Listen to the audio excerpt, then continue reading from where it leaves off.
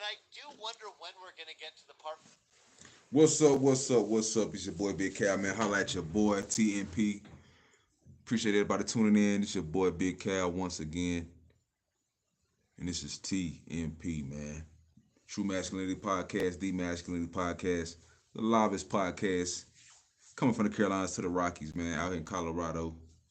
What's up? What's up, man? We got a jam packed show today, man. We're gonna talk this shit. You know how we do.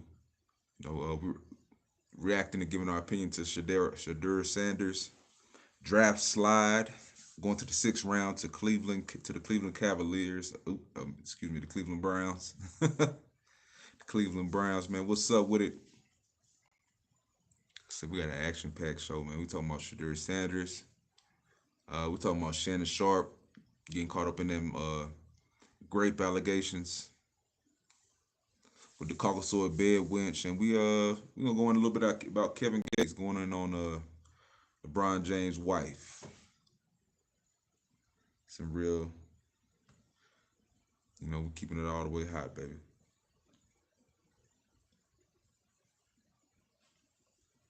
Or people just kind of admit it, right? That apple trees do make apples. And when you start with the idea and the admittance that Deion Sanders is arguably, or maybe inarguably, the greatest cover corner in the history of the sport. We okay saying that? Fire, do you have any problem? Like we're not football guys, but if I said, hey, there's never been a greater cover corner in the history of the sport than Deion Sanders, would I sound like an idiot for saying that? No. Okay. So he's a great player. He's a gigantic personality. And he's done a very good job turning around Colorado's football program after building up Jackson State's football program. Right? These two things can be true. You can. I don't know. I'm just looking at the title kind of got me. Doug Gottlieb, shadeur Sanders falling in the draft has nothing to do with race. I don't know how everybody else feels about that statement. But like I said, TNP, we going in, man. Going in, we letting it be known how we feel, giving our true masculine opinion out here, man, in a world full of phonies and fakes. You know what I'm saying? Passive aggressive people, man. People that want to throw rocks and hold their hand. We gotta be a straight shooter, man. That's what TNP stands for, man. For real, for real. But just gotta keep it hot. Me personally, just me personally, and you know what I'm saying, those shots. It's not intended to be a shot or not intended to, be a hateful, I guess, opinion regarding this shadeur Sanders fall or slide in the draft. I mean, in all honesty, I feel like his talent did not deserve to be a first round draft. That's just me. Being a former college athlete, seeing the forest from the trees, it's like he just had a lot of deficiencies. Like I said, he did not deserve to slide in which the way he did slide and let people like Dylan Gabriel and Jalen Milroe go over him. And I feel like that was a slap in the face. Honestly, those guys were not better quarterbacks than shadeur Sanders. But like I said, we just got to go in on it, man. Like the way in which he conducted himself.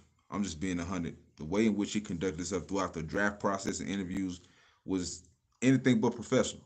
Just being real. It was anything but professional. It was entitled. He just had an air about himself in which he had already arrived. I've seen clips where he's already talking about what type of pick he was going to be, top 3 pick, all this type of mindset. It's just the mentality is kind of a detached view of where you really are athletically. And that's just my biggest thing about him. And, everybody wants to throw race into the issue. And me personally, I'm getting to the point where I'm tired of race always being thrown into the conversation as far as why this and this is going on. I made a post earlier today, man. Black folks, man, we really got to stop that race.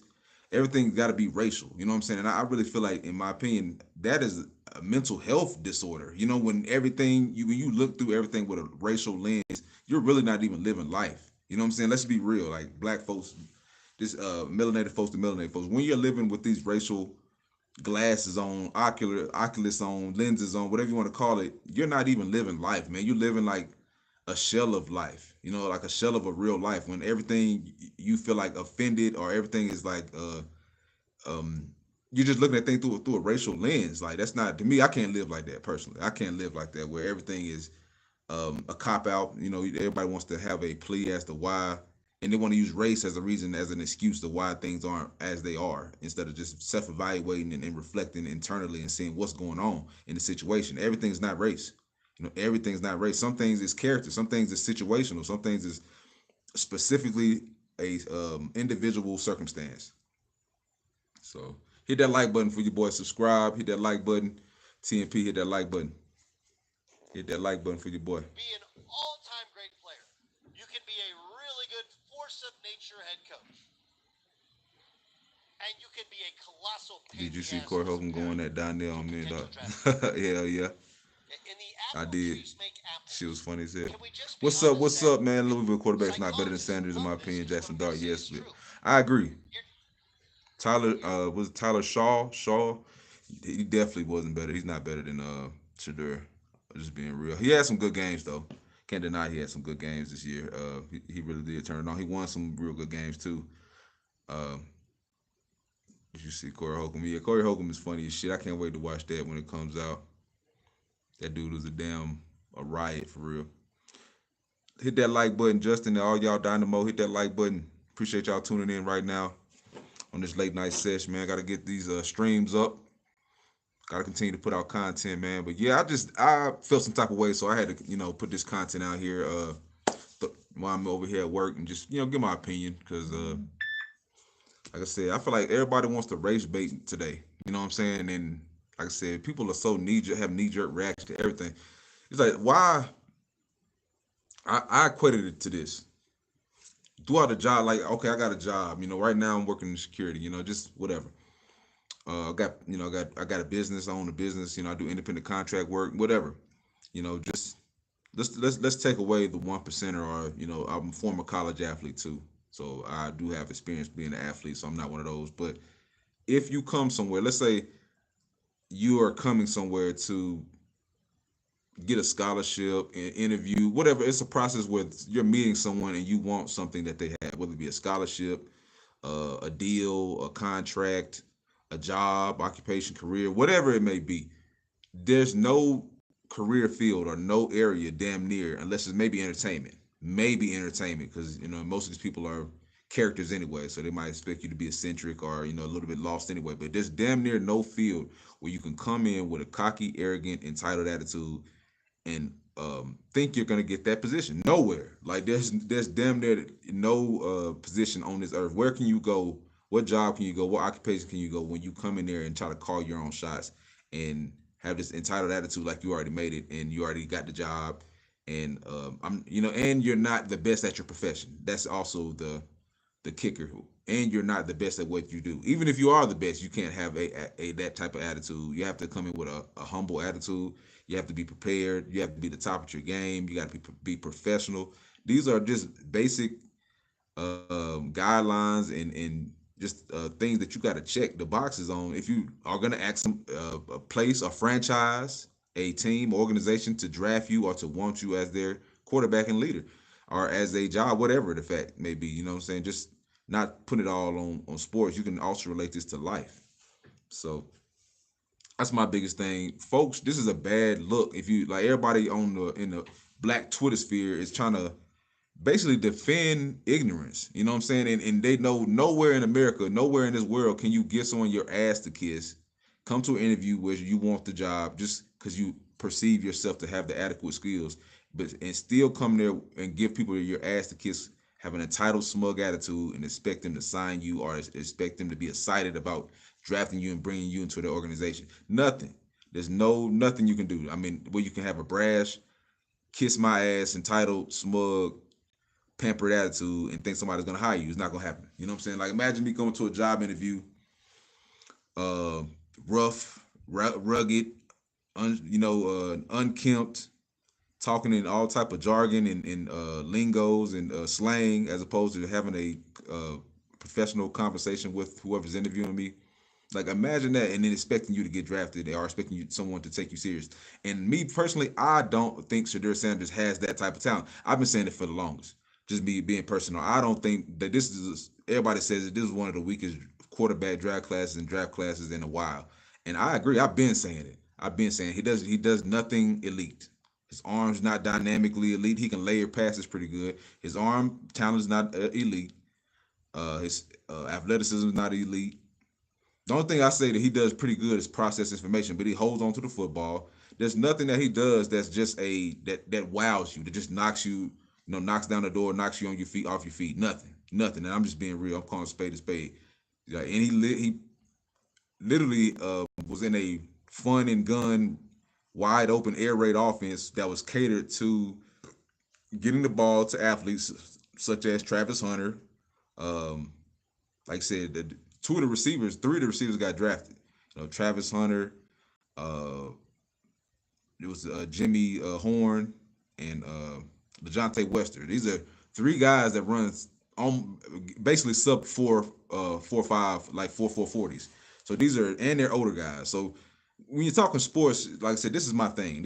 Sports is my thing. Like I said, I played NCAA football, FCS. I played at HBCU in North Carolina. Actually, the HBCU that beat Deion Sanders and them in the national championship celebration bowl, North Carolina Central University. I played inside linebacker, so I know a little thing about collegiate athletics. So, um, yeah, man, I just got to be real with yourself. You know what I'm saying? Like his ability did not equate to for first. Let's see, let me get some of these. Not only part of their gene pool, there's a nurture, not just a nature, to how you've been raised. Right? Most of my friends, yeah, we all kind of grew up the same, lower middle class, whatever. I can't remember going out to eat as a kid. But if we did, we went to like Shakey's Pizza. Um, we went to you go out with a team after a game, and they throw up the game on one of those projection big screens. You guys remember those? They had like 3 color lights for them, and you play football. I played. It was junior All-American football for the orange teams, and we go to Shakey's Pizza, and there's one of those big screen TVs. Okay, my mom would put a timer. Get to the point, Doug. Shadeur Sanders, we should only judge him based upon his success at quarterback and not hold Deion as part of the guide for what he's going to be like or how he's going to be the coach. I think we're just denying reality. He is a chip off the old block. He carries the arrogance of Sanders.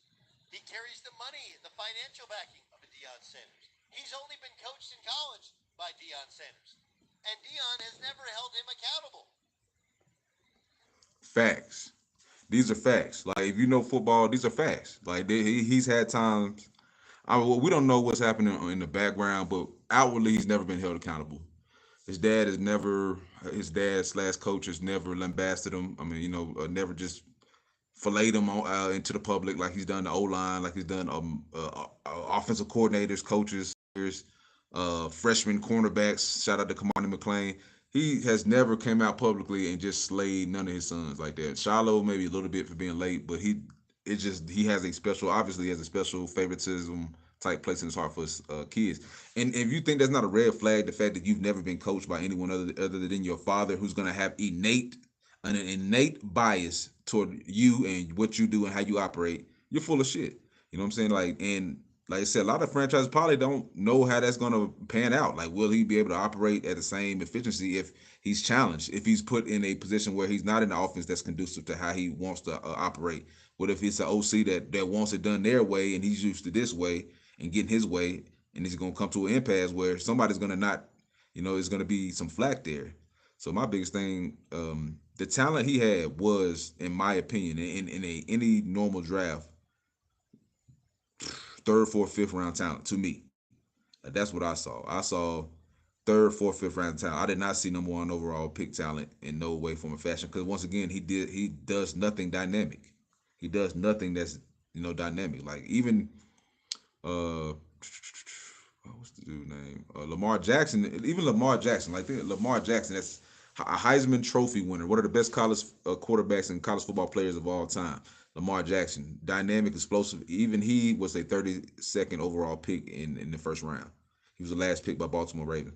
Like let's put things into perspective. I don't think in my farthest dreams or imagination that Shadeur Sanders will ever be on the level of Lamar Jackson.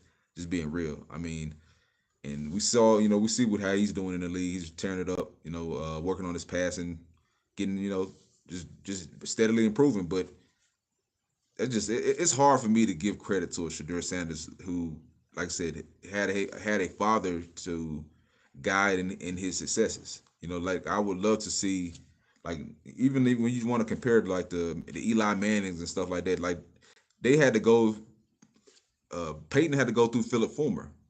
He had to go and compete. T. Martin, all them. He sat on the bench. He earned that position. Like he didn't have a dad coach that was just pampered him and held him to a different standard than other players. Like that's to me, that's just a respect factor as far as like it's just hard to respect that. You know what I'm saying? Just from a former athlete and just a former player, it's hard for anybody, even GMs, coaches, scouts, it's hard for anybody to respect the fact that you played daddy ball, and you played an offense that was very conducive for stat padding and to make it look, outwardly as if you were a better prospect than you were. As far as everybody, the first thing they want to do is throw stats out there as far as who did he play? It was a down year in the Big 12. He played no one. No, there was no one that he played that had an elite defense this whole year in the Big 12. Nobody. The only team that had a decent defense, Nebraska, they had a decent defense, especially run stopping and you know get back there to the pass rusher, pass rushing, get back to the quarterback.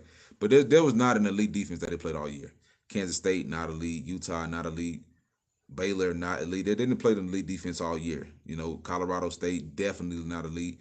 They had nobody that could keep up with the foot speed of the receivers that, like I said, in this conducive offense that was as uh what's his name? Ward said, what's his name? Cam is it Cam Ward? Yeah, Cam Ward said, bro, you all you do is run dink and dunks and bubble screens. Like and then the Jonte Westers of the world, the Travis Hunters of the world, um the Jimmy mm, Jimmy Horns of the world, they take these small routes and these small route trees and these bubble screens and then they take it 40, 50, 60 yards. Like it's not hard to see if you really know football.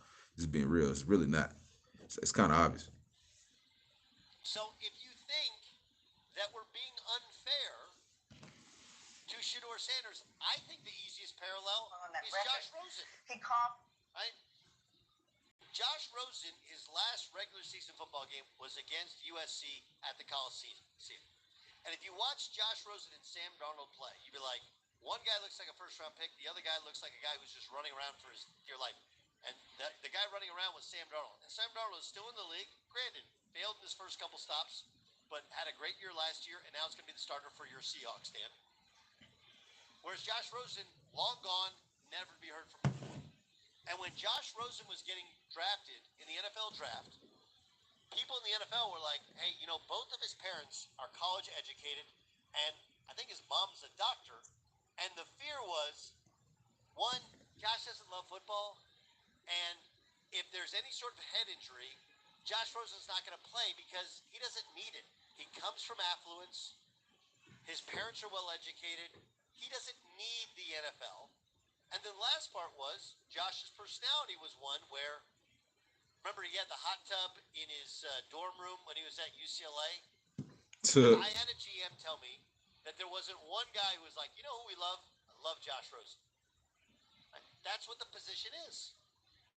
And so when you factor in that Shadeur's been raised with a silver spoon in his hand, Shadeur's been treated with kid gloves when he's at Colorado, Shadeur's driven a Lamborghini, Shadeur has his own logo, Shadeur has his legendary room at his house for being drafted. Shadeur's dad is Deion Sanders. He carries himself with an arrogance of a Deion Sanders. He's not the greatest cover corner ever. His dad is. It paints a picture which is an accurate tale of what NFL teams can expect. And then you factor in that there's questions about him holding the ball, taking sacks. And did he take sacks to protect his percentage? Yeah, he did. Right? That's the whole thing. Like, people don't question whether or not he can find receivers and get rid of it. But why did he hold on to the football? Because he completed 70% of his passes, and he wanted to hold on to that number. And when you take a sack, that doesn't go down against you. That goes down against your offensive line. Again, getting away from accountability. I think all these are an accurate picture, and we're making about things that it's not about. It's about Shador. It's about who he is. It's about what it would be like to coach him and how hard it would be. And that's why he wasn't drafted last time. Go ahead, Dan. I can see you itching to get in. I was waiting. I was. I gotta agree. I have to agree with this sentiment from Doug Gottlieb. A lot of these things really ring true to me, honestly. You know, the holding on to the ball to protect the completion percentage. Just like I said, just like I said, the whole daddy ball situation didn't ever sit well with me personally. Waiting. I don't even think we need to go to any other quarterback. I think we was waiting. I was waiting. I don't even think we need to go to any other quarterback. I think we need to look at this draft. If Dion was the enormous problem, or if race was the problem, or if there was something else, why did Travis Hunter go number two? Because by all accounts, Travis Hunter and Deion Sanders had a father-son like relationship. Heck, it seems that Shador and Travis are BFFs. They're best of friends. There's everything with it. Travis Hunter's draft stock was not hurt. He went second overall. Probably would have gone first overall if the NFL wasn't obsessed with the quarterback position, forcing the Titans to take Cam Ward at number one. Facts. Otherwise, Travis Hunter's probably the first overall pick of the Facts. draft. Yet the Facts. Jaguars said, Facts. "We'll Facts. He definitely was sacrifice the our best future prospect on the because board. we want Travis Hunter so bad." Travis Hunter was That's easily the we're best also prospect in this draft. talking about again a Easily. league that loves the quarterback position, and you cannot survive without a quarterback in the NFL. Yet teams aren't taking a flyer or even a chance. I think that tells you everything you need to know about Shador Sanders and how he's thought about throughout the league. I got a tweet here from a Jess Scott. Jess Scott. By the way, you can tweet the show at Gottlieb Show. Love the show, but it is about race. I'll turn your show back on next week. Okay, here's my question, and it's always been my question. It goes back to the Eric Bieniemy. Should Eric Bieniemy be hired? Is the league racist because they won't hire Eric Bieniemy? Okay, this is Ryan Clark of ESPN bringing race into the equation.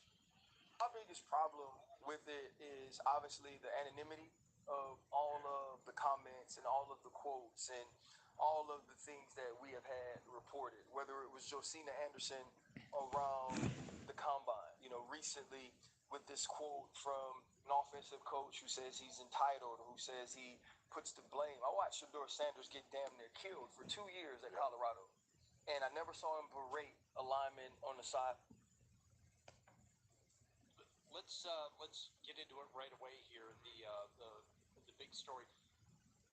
First of all, with Cam Ward being selected number one, because there was a lot of debate in the pregame last night, the pre-draft show, as to whether or not it would be him or Shador Sanders. Was there really? On what show? The ESPN talking about how Shador should, at the very least, be the first quarterback selected. I'm not making this up. 2 or 3 said Shador should go above Cam Ward. All right, so why did This they is do really that? this has gotten to the point. I'm going to be watching the talk shows this morning because I don't really watch them that much, but I think there could be some real entertainment, maybe unintentional entertainment happening there. For how long, Hardy? 3 months. I have a hard time finding teams that view him as a first-round talent. Now, I put the caveat on that, which is that's the same way people talked about Bo Nix last year. And really, for Shador, it was about going and finding a fit somewhere. And Patriots last year, and there was no one who saw it that way. And I wrote it. Somebody said no combine, no 40-yard dash, no Senior Bowl, poor interviews, and worthless showcase equals no first round pick.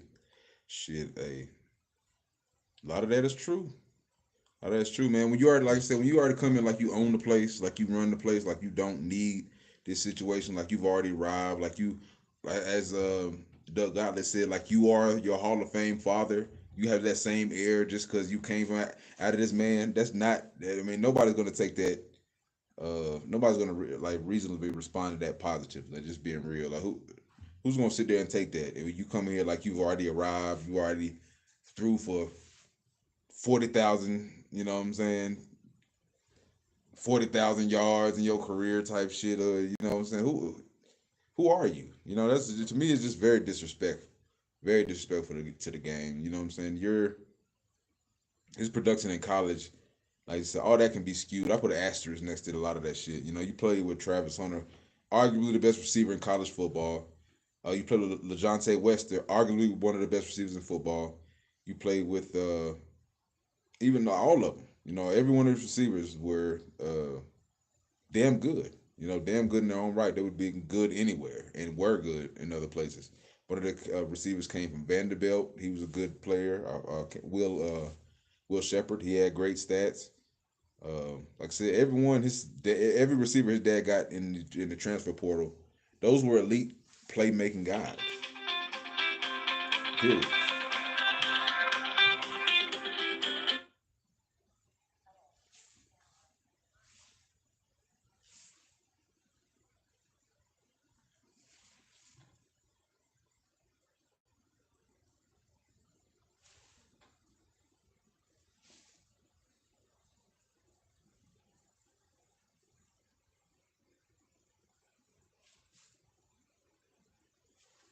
Cool, man. Gotta verify I'm up and working, man, on this late night shift, man. But yeah.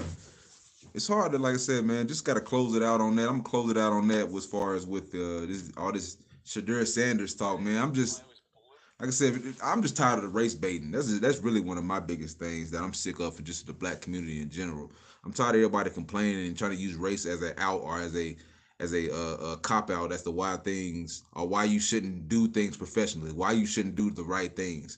Like let's stop trying to support and push these narratives as if you can just go and do what you want as far as a person. Because for one, Deion, as everybody said, Shadur Sanders is gonna be all right.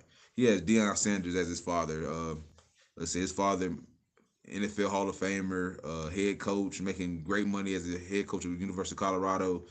Made great money as a former NFL athlete. Made great money off the field, I'm sure, with all type of like I said, he worked for the NFL Network. I'm sure he has all type of connections to continue to make good money and take care of his family. So he doesn't really need it. You know what I'm saying? He doesn't really need the what I'm saying, the money or whatever like that. So it's just like I said, it's just his desire definitely comes into question, man. But the precedent is setting for kids. Like I said, just the mindset of I don't gotta be professional. Take me as I am. I can come in with my hat cocked on backwards. I can speak slang. I can have all this fake hood talk. Like and you're supposed to take me as I am, and then we're getting I'm glad. I'm actually glad this happened because society needs this. The black community, black men, young black men need this.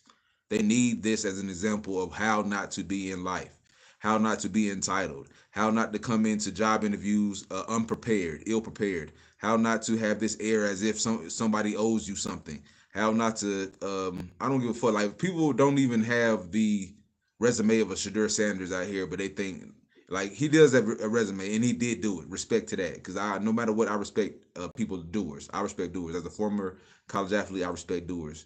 That what I'm saying. Period. Whether you had your dad to give you a handout or not, you did. You still he didn't throw no passes for you, so I respect that. But you're setting this precedent for young black men that which is a horrible precedent to set. Because let's be real, most folks will not have a one percenter as a father, a multi-million as a father, a head coach, a guy, Hall of Fame football coach, wealthy father. And most that's 1%. Like that's 1%. That's probably less than 1%. Most people don't have that. Point blank. Period. So you had that to fall back on, and all the NIL deals and the persona and the online blase. You have all that to fall back on. Most people do not have that. You know what I'm saying? So I'm tired of black folks trying to make cop outs and excuses as to, oh, he's a good father. He should be able to do all this. That's not how this world works. That's not how the world works in America. This is merit based.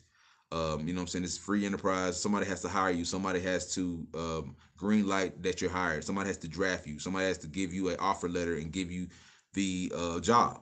You know what I'm saying? Like, period. That's how this life works. That's how this world works in America. That's how capitalism works. So having this air, this attitude as if I'm greater than the process will not work in America. I don't care what race you are. There's no that it won't work. I don't care if you black, blue, white, red. Hey, I don't care. You know what I'm saying? If you go to any job interview with the air as if you already arrived, with the air as if somebody owes you something, you will not get the job. 9.9 at a times out of 10, you will not get hired. You will not proceed in the process. That will be it. So that's my biggest thing. Black folks, stop the bullshit, man. Like, that's my biggest thing. 'Cause I'm 10P. I keep it real with all races, man. But I'm sometimes harder on my own people because a lot of the things we do, the racial idolatry. Shout out to Jason Whitlock, man. Just some of the mindset that we share and perpetuate is just ignorant as hell. Just to be honest, man. For lack of better words, it is straight up ignorant. Like, how do you how do you like, how can you condone this type of mindset and behavior? I don't get it. Like, who in your family went to job interviews or went to somewhere with an air and attitude and a level of unprofessionalism and then had success? Show me this person in your family. You know what I'm saying? Let's say out here selling drugs or something like that. In the career professional setting, you can't conduct yourself like that. Period. So that's bullshit. So you trying to push this on the youth is only going to cause to more negativity and destruction already. When you putting shit in this attitude, we already have entitled as youths that don't even have a resume like Shadeur Sanders, that don't have a father that they can fall back on and have connections and get you employed and put you in the right position where you can be successful. Man, so how the fuck do you feel like you're going to just go out here and half-ass these interviews and life? You know what I'm saying? Like, you can't half-ass life like Shadeur Sanders. He don't need the NFL to be successful. You know what I'm saying? So, period. So you can't go through life with this entitled attitude and think that's going to be conducive or successful for you. So that's all. That's the only thing I want to, as far as this message to reach the youth and other folks. I want people to have this mindset of get to where you're getting to first. Get the bag, be professional, and even then, once you get where you're getting to, I don't feel like you should change and who you what got you there. Like, if you're in a professional setting, do that. Be that. You know what I'm saying? I know money makes people have there's a thing called fucking money. I know some people get money where they be like, fuck it, similar to Colin Kaepernick, but I don't feel like, to me, that's just not it. Like, if you're in a professional setting, be a consummate professional, period. Like, don't diverge from that. Like, what do you get from that? Be the professional that you are hired to be, and when you at home, then do you. But if you representing, what I'm saying, whatever you gotta represent, put your best foot forward. Whatever you are or whatever your brand is, you gotta put your best foot forward, man. So, like I said, it's a good learning experience for sure for the youth. So, you trying to copy and think you're gonna have live your life like Shadeur Sanders and you don't get any type of results. That's dumb. You don't have a rich father to fall back on. Most people do not have a one percenter father to fall back on. You know what I'm saying? So that's just my biggest takeaway from that. With the face. And the closer we got to the draft, the stronger I felt about it. That at first I said it. I said that this was in January, February. I was like, I'm starting to think the gap between Cam Ward and Shadeur Sanders is bigger than the gap between Shadeur Sanders and the pack. And if you read what I wrote, like my quarterback story, which I do, Appreciate the light. Go ahead, subscribe to TNP. Hit that subscribe button. Hit that notification gang, baby. into it, offensive coordinators, We keep it too real on here. quarterbacks, coaches. You just read it. Just too many phonies and fakes that don't want to be forthright on what's really going on out here in this world, man. So, see, man, I'm not gonna lead the youth down the wrong path. I'm not gonna be a racial idolater like Deion Sanders, man. I'm not gonna be a cocky, arrogant, insecure, you know what I'm saying, shell of a black man for real. Because like, let's be real. And then I've heard so much off the wall rhetoric as far as from black folks defending this ignorance, just like, oh, I'm not. You shouldn't have to kiss ass. Like, they think being professional is kissing ass. Like, that's the biggest shit that's worrying and troubling to me myself personally. A lot of black folks believe that they should be able to get a job coming there acting a damn fool, acting ignorant, and not being professional and not having the skill set. That's not how life works. So that, to me, it's just like somebody actually told me that he shouldn't have to. That's kissing ass, basically. Like if he's go in there with his hat regular, or maybe not even have a hat, speak with some type of diction, clarity, vocabulary, really be able to, you know, expound on and have a good professional interview, expound on what you mean, clearly, concisely, and have a professional interview as opposed to coming in there. I told them they gonna have to. I was just myself, and they gonna have to take me how I am. Like all this ghetto ignorance. Like, give me 1 second.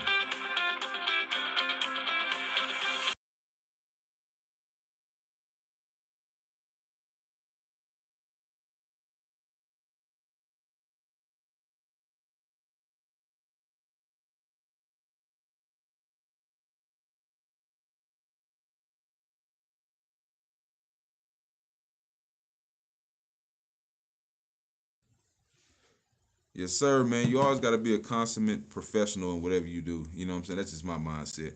Got to be a consummate professional, man. Like, the world owes you nothing. I know when you come from a privileged background where, you're affluent or you're not, some of the same afflictions that most people deal with, you don't have to deal with, because your father went through that.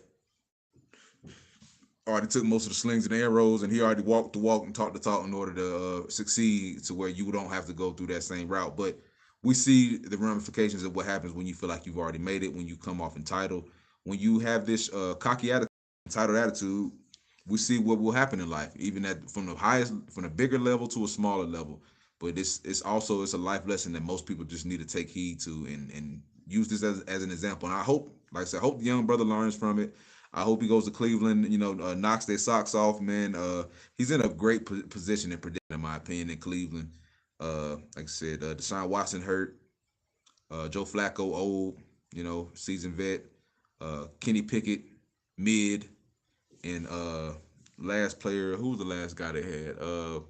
The quarterback, the quarterback they drafted, Dylan Gabriel, very mid to me.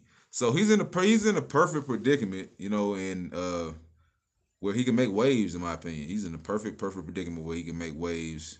He can definitely expedite getting himself on the field if he does what he's supposed to do. If he just does what he's supposed to do. If this culture shock of not being playing daddy ball is too much for him, my man, then hey, it might the ship might sink. But I believe in the young brother. You know what I'm saying? I believe he has certain qualities that could translate to his success on the field. You just gotta have that right mindset, man. You got, like I said, humility.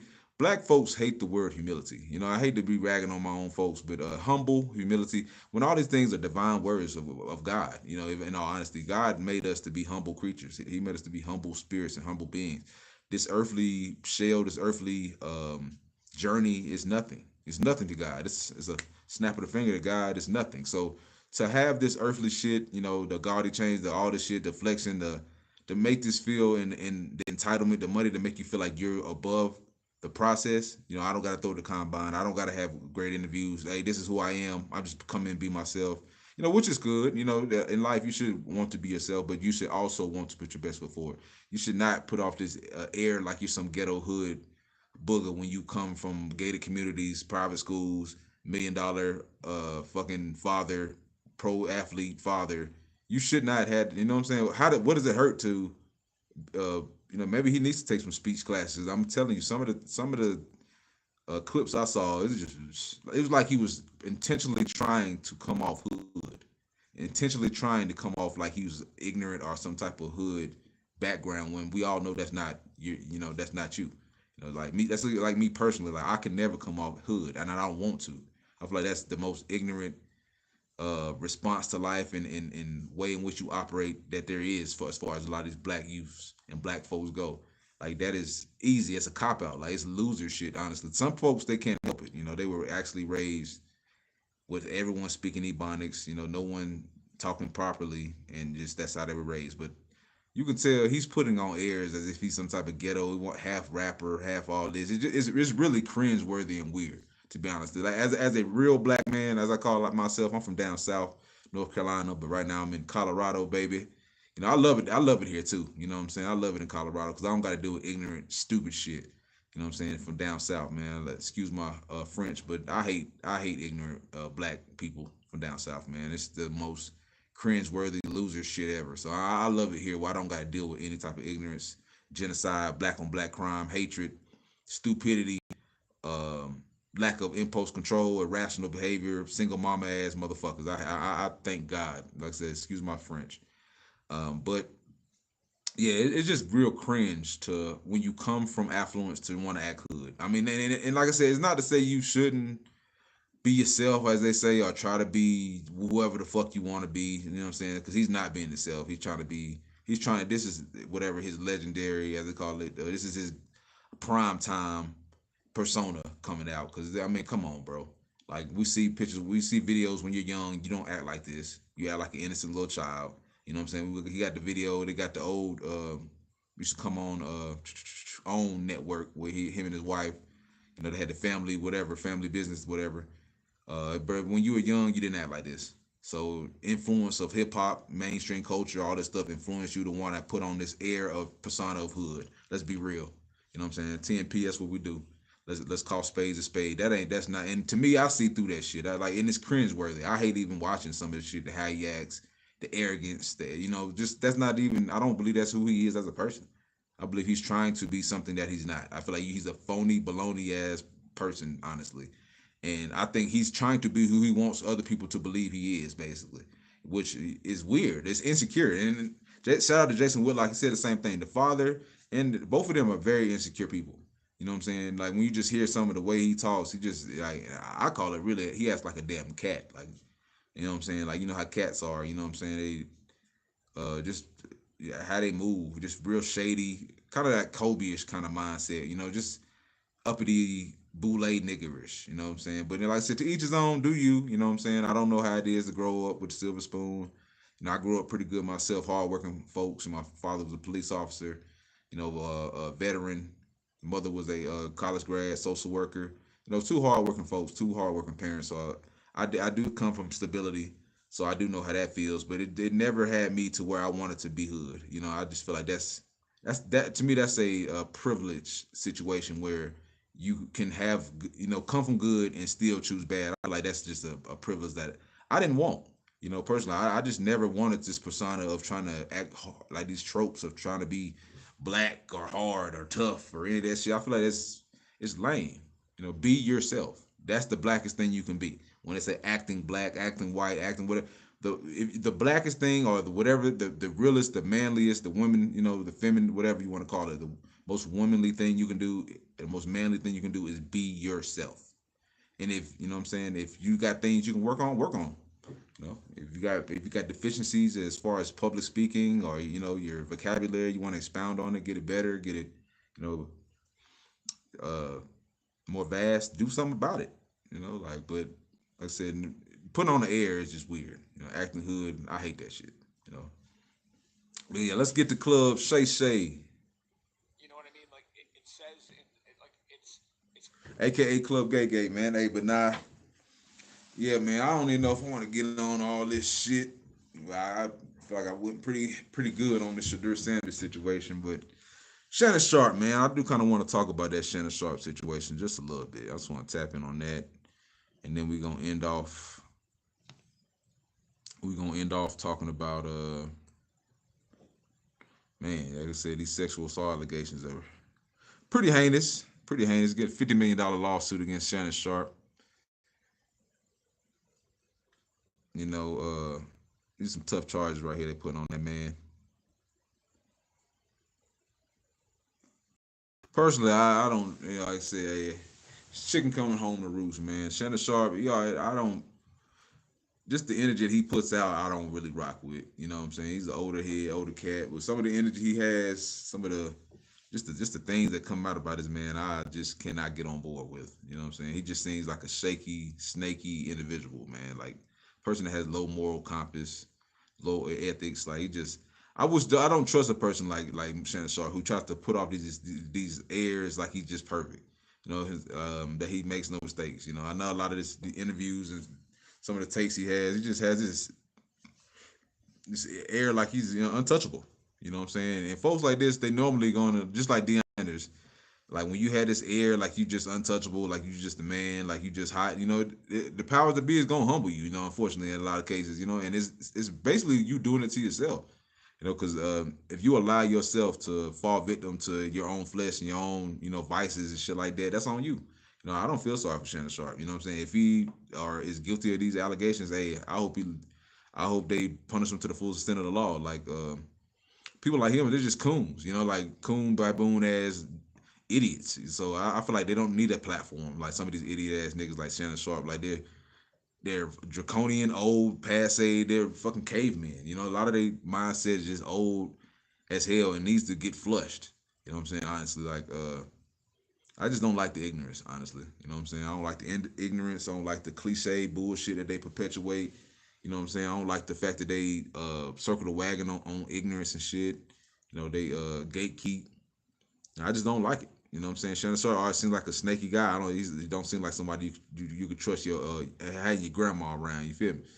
Like he just seemed like a shady dude. So it does seem like a money grab. A little bit, but you put yourself in this predicament, man. You know what I'm saying? By being an arrogant asshole.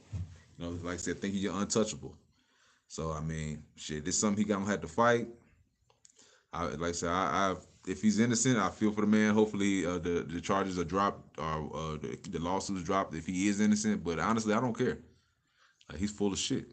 A lot of these black men out here, man, they get these positions of power, and they lose their everlasting mind. Honestly, so backdoor your sharp. I do not fuck with this dude. Like I said, I don't respect a lot of the things that he represents, and it's wild. Get to the latest news, and it's involving Mr. Shannon Sharpe, who announced yesterday that he would be stepping away from ESPN and ESPN's First Take, my daytime job, at least until the NFL preseason.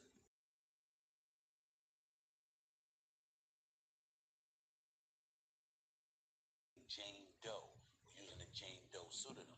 The 13-page civil complaint filed in Nevada alleged that Shannon Sharpe committed assault, sexual assault, battery, and sexual battery. Shannon and his attorneys responded with evidence. Hasn't been arrested Shannon yet and though. his attorneys responded with evidence of the relationship being quote unquote consensual. And Jane Doe's attorney Hasn't been Tony arrested. Busby Haven't been having responded criminal with charges testimony filed from against him. a So private these are good conversation things for with his him. client and Shannon. For those that don't know, Tony Busby is the same attorney that filed the lawsuit against Jay-Z and Diddy, alleging they both sexually assaulted a minor, which has since been withdrawn. Jay-Z has now countersued Busby. Needless to say, the headlines this week took on a life of their own, and as a result, Shannon announced he was stepping away from ESPN. Here's a portion of Shannon's statement that he posted on social media. Quote, I will be devoting this time to my family and responding and dealing with these false and disruptive allegations set against me. Oh, simp ass niggas, man. Oh, simp ass nigga Sharp, bro. Say niggas, bro, they fall a. I don't see how you fall for it. We'll be messing with 20-year-old girls. Like I said, it ain't about the age difference. Cause man, she grown up, you grown up. She can vote, she can go fight in the war. But it's just like some of the shit she does, it's just perplexing, man. You get knocked off your high horse by a fucking teeny bop, nigga. Like as a grown ass man, what like yeah, that ain't pee at all, bro. That's all I'm saying. As a man, like where's your street smarts? You know what I'm saying? Like where's your acumen as far as knowing what's going on around you? Where's your self awareness? And it's just like I said, you deserve this. You go here messing with hoes offering $10 million for silence money, hush money, man. You deserve everything that coming to you. You know what I'm saying? Like as a man, like I don't have no sympathy for no idiot ass niggas that think they can just disrespect women and shit like that or whatever like that may be the case. But you're just an idiot for allowing someone to even get this type of mounting evidence against you, even if, like I said, perception is reality. Reality a lot of times, like just because it's just sad that you allow somebody to manipulate you like this to be able to get these recordings and get all these affidavits and text messages and screenshots to even make it paint this light on you in which you are a abuser, a sexual assault motherfucker. You know what I'm saying? Like that's on you as a man. Like that's your street smarts. That you don't live 40 years damn near more than this lady. You feel me? Like 30 something, almost 40 years more than this bitch. So it's like, how the fuck do you get game ran on you as a grown ass man? Like, are you that naive? Are you that stupid? Like, but like I said, black men, a lot of the black successful men, that's how they get you. They get you with your dick. They get you with your sexual appetites, niggas. And like I said, I don't really do the race thing, like white, black, whatever. Like, cause we got plenty of situations where black women, Brian Banks, you know what I'm saying, been accused of doing shit like that too. So we ain't even about to go there with that. You know, money is really the big object, and it's good versus evil. You know, most people, like I said, just like Brian Banks, the lady, she got money from the school system. She sued and got money. Most people are doing this for money. You know what I'm saying? So that's first and foremost. You're doing it for civil suits for money, and that's it. So, but like I said, I ain't about to do the race card. You know what I'm saying? Because that's just a dummy card as far as for Shannon Sharpe. Like you fell for the banana in the tailpipe, and shit, you deserve what you get. You know, that's how I look at it. So, too many times we try to love to play the race card and shit like that. Like it ain't black women out here that ain't deceivers, that's not trapping men, that ain't suing you, putting you through the court system, saying you sexually assaulted them. Shout out to goddamn R. Kelly. Like it don't matter about race. If motherfucker sees the opportunity to make some money or to get retribution against you and revenge, they're gonna do that shit. So I mean, you gotta protect yourself. You gotta be smart. You gotta move smarter. You gotta have street intelligence, street smarts.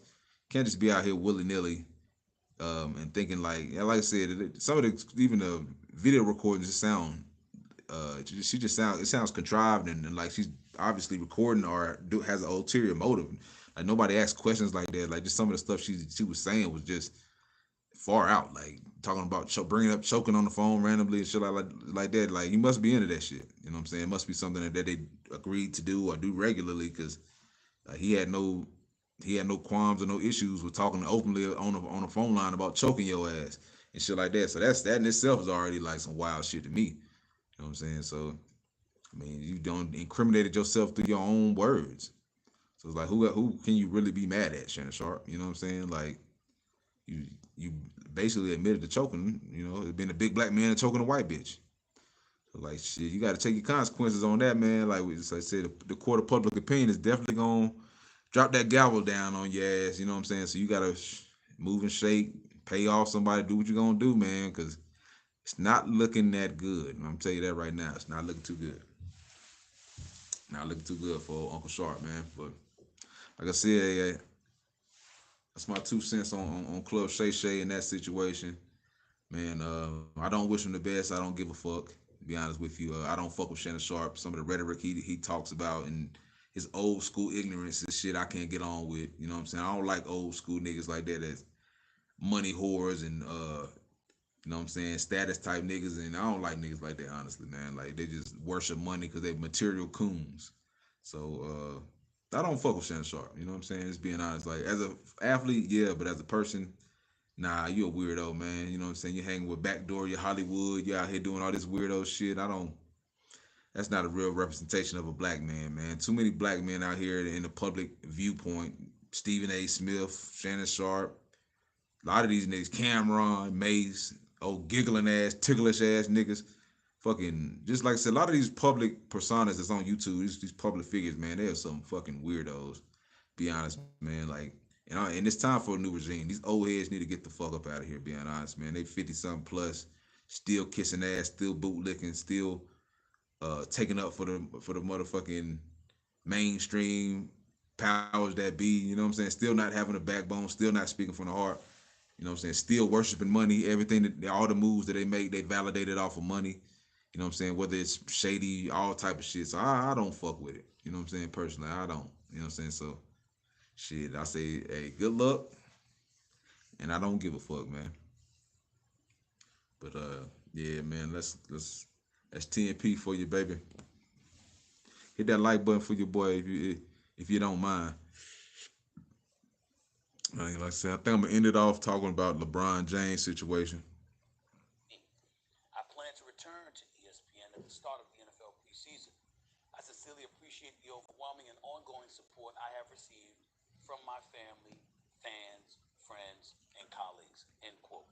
It's been a difficult week from a sports media perspective, certainly as it pertains to First Take. Shannon Sharpe. Fuck Shannon Sharpe. I don't give a fuck about Shannon Sharpe. That nigga done.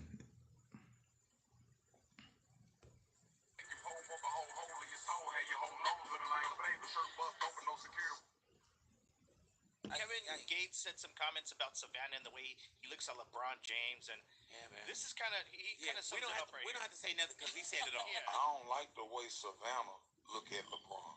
I like the way them white women look at LeBron. Like when soon as he walk out there, they just be like, oh, they be out. But it's like I noticed when he go do the handshake with the main player on his team, which is that, it's like you act like I'm bothering you. Like I'm the greatest player in the world, one of them. Like top 5, top 10, I'm one of them, and I'm in the playoffs. You act like the warden of the jail. Like you came here to police me. Like you not thought like these white women just thought about me in here. I couldn't do it, bro, because when I've been around that dude just, his spirit so loving and giving. Like it hurt me to see that. Like you done eject away from my partner, man. Don't do that, man. You dive on the floor behind that, man. Dive on the floor behind it. But you know, like I know a lot of people gonna hate what I just said, but I'm gonna be honest. Like if everybody like me, then I'm. So we can do whatever you want to do about it. I'm gonna die about everything I say. I wouldn't die for a comment I said about Me neither. Yeah. He basically said he Big would never boy. want to be in LeBron James' shoes, I guess. Right. But you know, it's why. I don't know. I mean, that whole situation a little messy. You know what I'm saying? Kevin Gates, he all up in somebody else's situation, man. Chatty patty type shit. Which, hey, I mean, so you like it, I love it. Like I said, he willing to die by this remarks regarding Savannah James, man. Me personally, speaking up on another man's relationships, kind of gay. You know what I'm saying? Kind of LGBT. You know what I'm saying? Just being so overly concerned about what somebody else got going on, kind of odd. You know, the situation with Travis Hunter and his, people just ragging on him. But this situation, they married folks, they got kids. You know, they really deep in the trenches at this point. To answer his question or his just to my rebuttal to Kevin Gates, man. I mean, once you've been with somebody that long, I feel like she's lost. They kind of lose that luster, man. They say, um, what's the word? They say comfortability breeds contempt. I'm gonna say that again. They say comfortability breeds contempt. Look that quote up, man. But I really do feel like at this point she don't seen everything that this man has to offer. She don't been to 1,000 fucking games. She don't did this, did that, did that. I mean, the bitch probably tired about fucking doing handshakes and shit with that nigga, man. You feel me? Like that just being straight up. You feel me? TNP, man. You know we keep it all the way hot, all the way flipping, man. She probably just tired of that shit. You feel me? Like in the sense, it's unfortunate, you know what I'm saying, because she should never be tired. Like he's the breadwinner, he's the reason that she's living the lifestyle that she lives. But most women, like shit, she probably thinks that she is just as responsible or just as you know what I'm saying, liable for the successes he is and responsible for the successes he is in her mind. That's just how it goes, you know what I'm saying? Like a lot of these, especially our black women, unfortunately. But I feel like all women, you know what I'm saying, they get entitled. You know, that luster of being LeBron been gone for her. You know what I'm saying? They been living as millionaire, multi-millionaires. They've been having the best shit. You know what I'm saying? At this point, it's like she's probably real entitled and real complacent at this point. You know, she's knocked out these kids for you. Done been here while you probably doing your thing, playing NBA ball for 20 years, halfway not there, doing your runs, your commercials, your all the Hollywood shit. You know, she probably barely see you, so she probably, like unfortunately don't see you with that same luster. You know what I'm saying? Which is unfortunate. You know what I'm saying? That's unfortunate. But I feel like most women are like that. Most women get comfortable. Once they see them claws until you got a couple kids, got locked in, got married, they kick their feet up. You know, you're lucky that she ain't put on 50 pounds and looking like shit. You know, that's a blessing. You know, she keeping her fit up, she's still looking sexy, you know what I'm saying? Shout out to Savannah Jane. No disrespect, but yeah, I mean, it's tough. You know, that's a tough situation. That's how relationships kind of are, man. After a while, the honeymoon stage ends, and then you're in a situation where it's why do you really care about this person? You know what I'm saying? Why do you really support this person? Why do you really love this person? It's got to be an internal why and an internal drive as to why you are this person's backbone. And you know what I'm saying? And if you don't have that, if like I said, this nigga's one of the best basketball players in all of NBA history. Uh, and she's just his wife for him. You know, at the end of the day, you're gonna want that a spot or some type of success in your own life other than being around his. You know what I'm saying, or being attributed to his.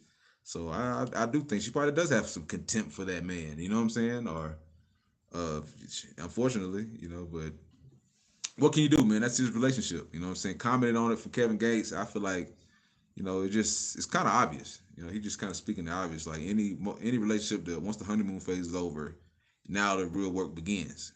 So they've been together shit over 20 years. So that shit has been dead as far as the honeymoon stage. So at this point, she's probably tired of doing handshakes. Probably tired of doing the same shit, being at games. Shit, that's probably what you're seeing on her face. Shit, and that's on her to me. Like that's the big like that ain't LeBron James' job to make Savannah James happy. You know what I'm saying? Like it's his job to be a provider, which he is, and to be at this point he's the basketball player to be the best basketball player he can be, to provide for his family and to leave his mark and legacy for his foundation or his legacy, his people. So I feel like you say, hey, the white women they gonna be dicked out by them, as you say, man. That Louisiana slang, man. I never heard that shit before, but they supposed to be like that, man. Like Kevin Gates kind of weirdo too, man. So some of the shit he says it's kind of questionable, but they supposed to be like that. You feel me? Like they don't have them, They are groupies, and so they're supposed to throw themselves and do all type of rational shit to get his attention. They're not the ones that's dealing with him for the past 20 some years. They're not the one that's in the trenches with him, had the kids with him, married to him, all that shit. So she's the one that knows him personally. So of course she knows every trick he's got in the book at this point. 20 some years together, there's nothing he can do that's gonna surprise her, at this point, whether he's fucking other hoes or whatever the fuck he does. Like she probably predictable or knows everything he's about to do. She predict what the fuck he gonna do. So yeah, that's what that is, man. And you know what I'm saying? And like I said, perfect. That's shit. The fact that they even together, the fact that she's even there consistently is something. You know what I'm saying? She might not have a smile on her face and have that perky look as a fresh white bitch that want to get sink her claws into LeBron James, but I mean that's life. You know what I'm saying? Like Kevin Gates, where your wife at? You know what I'm saying? Like, did she look at you the same way she looked at you when you first met her? You know what I'm saying? Is she still the same giddy little girl when she meets you? I doubt it. You know what I'm saying? Because the luster has worn off. Now it's about responsibility and duty at this point. So that's where the real relationship is. You know what I'm saying? For all you folks out there that really want to know. You know what I'm saying? Relationship is work. You know what I'm saying? Relationship is not gonna be pretty every day. It's not gonna be bubbly every day. She's not gonna be dicked out as that nigga say about that nigga. You know what I'm saying? She gonna probably mad that nigga ain't take out the trash, or mad this nigga ain't do something, or mad if fucking caught a DM with some bitch sending them pussy pics, getting, you know what I'm saying? Shit, you know what I'm saying? She probably in her feelings about it because this nigga is, like I said, hot. He's a celebrity. So I mean, not surprising. Thought about that, man. Like I know LeBron, Yeah, and I know Savannah. Yeah. And granted, I don't go to the house with her, but there's love to. What do you want? Do you want when he say he want her to look at him like them white women do? Yeah. Do you want a fan? You know what I'm saying? Like after all these years, and trust me, like even with my wife, I've been with my wife for like over 20 years, right? There's a look, there's a I know my wife loves me. I don't need my wife going, big boy! Big boy! What you got today, baby? Oh my God! Where's the nigga? Oh my God! Big boy, my husband. Oh, you know what I'm saying? Like man, the world is doing that. Yeah. Them queen don't need, and Kevin's my guy, and like you said, he'd die for that. But I can't agree with that one, man. Oh my God! I don't know. I gotta agree with Big Boy on this, man. Shout out to Big Boy's take on that, man. Like that's basically what I just said. Like after you don't been through the trenches, that girl ain't about to be, you know what I'm saying, have that same look in her eye. Nobody is. You know what I'm saying? The biggest thing is being about your respect and duty as a wife. That's the biggest thing. You know what I'm saying? Like coming there, doing that, like she did do the handshake. And like she did, ain't like she disrespecting that man, but shit, how many handshakes you gonna do? You feel me? She probably got them tired of that shit. You feel me? That shit is goofy. You know, at the end of the day, she a grown ass woman. Like she don't wanna. That's kiddie shit. You know, this nigga's 40 years old, still playing a kid's game, where 19-year-olds can play after right out of high school. He's played 22 years of professional basketball. Like how many? You know what I'm saying? That woman's 42, like 40 as well. She don't want to do fucking handshakes before the game. Like she probably barely wants to be there. She probably don't, like I said, been to hundreds, if not thousands, of basketball games in her lifetime, bro. Like, come on, bro. Like she's been to hundreds of games, like 10 years, 82 games, 10 years is 800 games. So she's been to thousands of games, bro. I'm sure, like, or he's played for sure in thousands of games. I'm sure she's been to thousands of games, counting high school, count NBA. He didn't go to college, like, bro. She's probably been to thousands of games, like done the same handshake over and over. Like, can you imagine that life? Like, they got money. She probably don't experience damn near everything. Shit, flying here, going here, doing that, buying this. Like, that bitch probably burned out. You know what I'm saying? Just being honest, like sometimes you can be a victim of success. You got too much shit given to you and then you burnt out. You know what I'm saying? Like, so mentally, like you've already achieved so much. Like, so you touched all the shit. Like now you know what I'm saying? Like she probably burnt out with the lifestyle of affluence at this point. You know what I'm saying? Like she might want to go somewhere and get dicked down by some nigga for all we know. You feel me? Like just like Aisha Curry, you know, she might need some more attention. You know what I'm saying? It's like who knows, but it's life, man. I kind of will like that a little bit. Oh my God, he's here, yeah. Yeah. Kevin Gates stirred controversy after making disparaging remarks about LeBron James' wife, Savannah, stating that he doesn't like how Savannah looks at LeBron. Not shortly after, Mr. Gates attended a Lakers playoff game against the Minnesotas and sitting courtside with Brittany Renner. Of course, his appearance got attention, especially given the recent comments he made about the James. Kevin Gates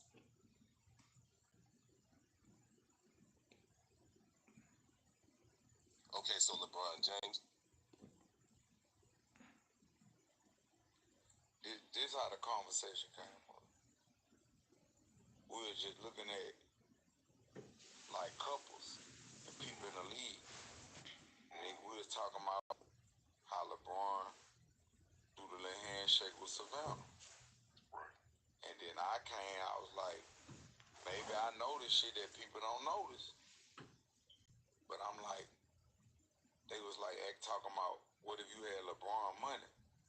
I'm like, man, he one of the greatest players to ever play the game. Right. But I wouldn't want to trade places with him. And they was like, why not? Why you wouldn't want to play? I say, because I don't like the way Savannah look at LeBron. I like the way them white women look at LeBron. Like when soon as he walk out there, they just be like, oh, this It's pretty funny though. I mean, it's pretty funny take. Niggas just being ignorant. Just being ignorant. Then LeBron responded with some of the corniest shit ever, talking about peasants and all this shit. Man, I ain't with that bootleg faggot shit either, man. Excuse my language. I ain't with that either, man. Like niggas is peasants and shit, and you a king, nigga. Get the fuck out of here. That goes back to what I was saying too about uh just life, man. People just taking this thing like they just like gods and stuff like that. You know, it's just that's one of the biggest things. But he did start it though. You know, he shouldn't speak up on another man's wife. You know, period. Never. I don't like the way Savannah look at LeBron. I like the way them white women look at LeBron. Like when soon as he walk out there, they just be like, oh, oh, oh. They be out. But it's like I noticed when he go do the handshake with the main player on his team, which is that, it's like, you act like I'm bothering you, bitch. I just want to say one thing.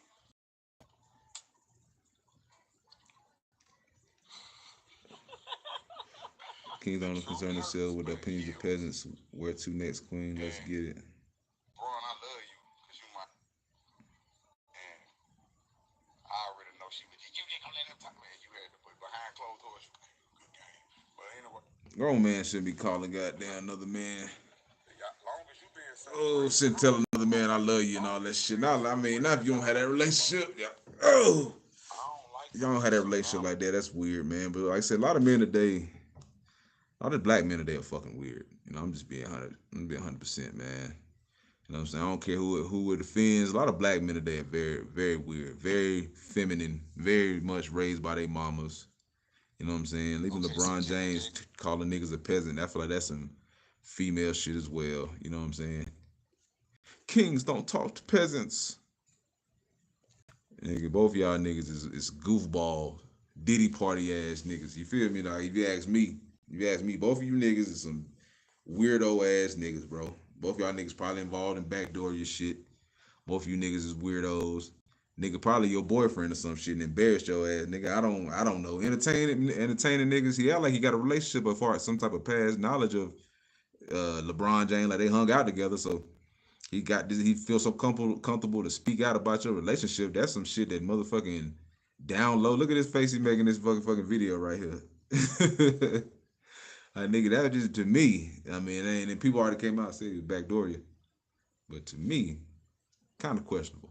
You know, I don't trust nothing in Hollywood. You know what I'm saying? Niggas be out here lying about their lifestyles like a motherfucker. So yeah, I mean, he feels so bold to question it. Maybe he concerned. Maybe you know what I'm saying? Fruitopia ass nigga. But shit. Personally, like I said, I don't give a shit. You know,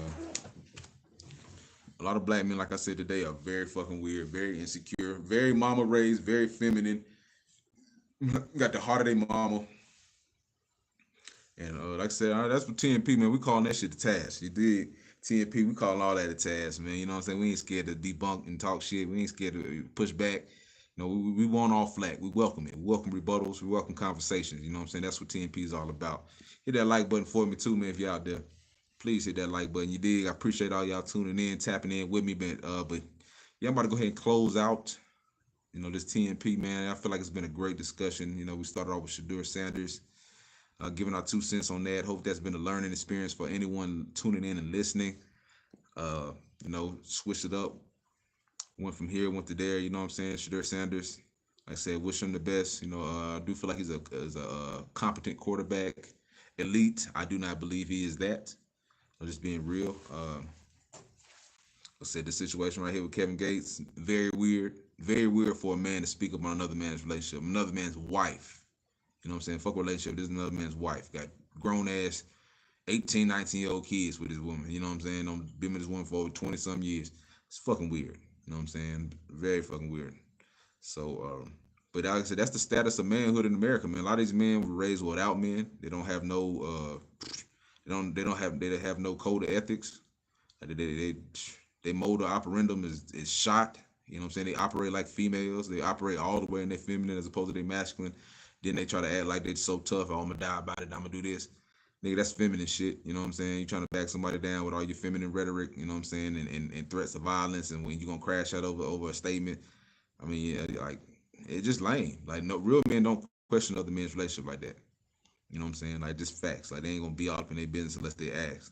And also just calling the man a peasant, just like saying trying to act like you're just some type of king. That's guess goofball shit too. You know what I'm saying? Like I feel like that's feminine shit too. Honestly, like, to be honest with you, trying to look down on somebody. Why? Because you got some type. Why? Like why are you as opposed to anyone else? Why are you a king as opposed to Kevin Gates or anybody else? Why is he a peasant? You know what I'm saying? Like that's to me. Like I said, I just detest material coons, especially niggas who think they got a little bit of the white man's wealth, a little bit. The nigga open the door for you a little bit, allowed you to drink from his well. You know what I'm saying? You know, through your bone, through your butter biscuit, and now you think you're a king. You know what I'm saying? Now you know what I'm saying? You forget all about your past, your history. It's goofy shit. You know what I'm saying? To be honest with you, I don't ascribe to material coons who think money makes them better than folks.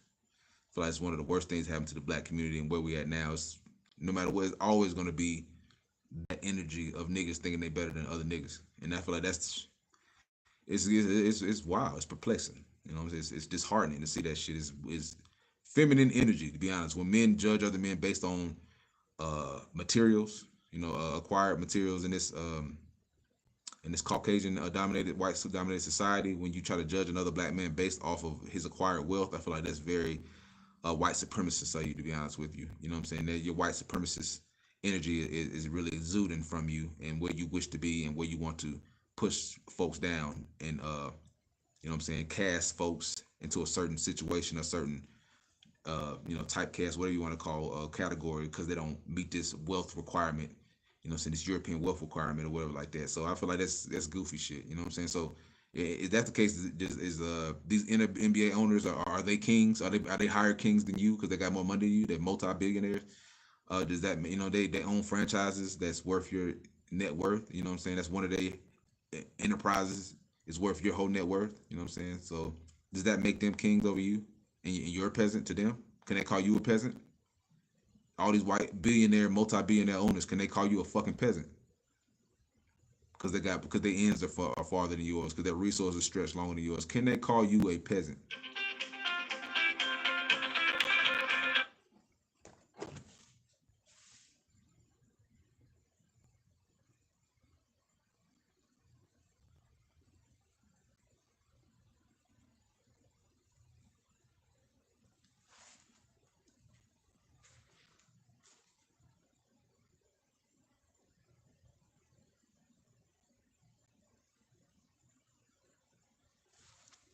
Yes, sir. So that's like with that same mindset, could a owner call you a peasant because he has more than you?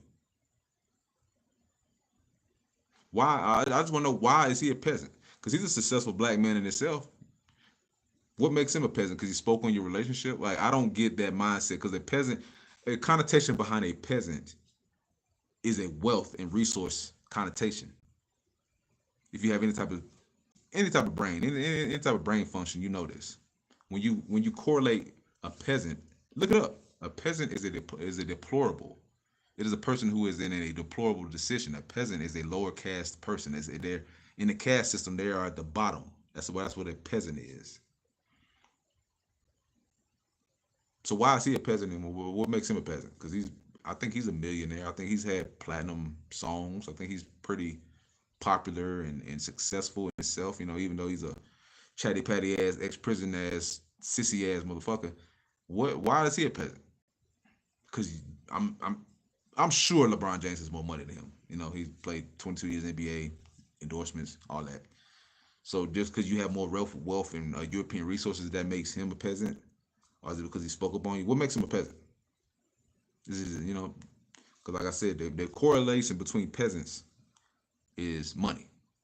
That's the biggest connotation of being a peasant. And a description of a peasant is being it's lacking financial. So I don't know. Like I said, I don't touch it with a 10-foot pole. So I let them niggas do them. You know what I'm saying? But TNP, we gonna definitely put foot in ass and talk shit. You know what I'm saying? We don't give a fuck about who feels and anything. How you feel? It's TNP, baby. But yeah, let me get up out of here, man. I appreciate y'all tuning in to TNP. Hit that like button, subscribe. We got more content coming. It's your boy Big Cal. Man, we've been doing this for a while. Flows like water, man. Flows like a stream out here in the Colorado Rockies. You know what I'm saying? You hear me? You see TNP pop on your screen. Go ahead and tune in. Go ahead and tap in. You know what I'm saying? Listen to your boy. I got some great insight. Got some great details. Got some great rhetoric and things that you can bounce off your brain and allow you to think from a different perspective. Different viewpoint. Different point of view. So appreciate y'all tuning in. You know what I'm saying? You want to show some love on the Cash App, $toxic masculinity POD. That's $toxic masculinity POD. I would rather you subscribe, show some love to your boy, man. Subscribe, tap in. Man, appreciate all y'all. Appreciate the love, man. You know what I'm saying? Y'all everything to TNP and what I represent. I appreciate the 7 likes, man. If you're out there watching right now, man, I appreciate it if you hit that like button, hit that subscribe button. About to get it again, about to finish off my shift, man. But I appreciate y'all tuning in with your boy. Man, it's been one. Appreciate it, man.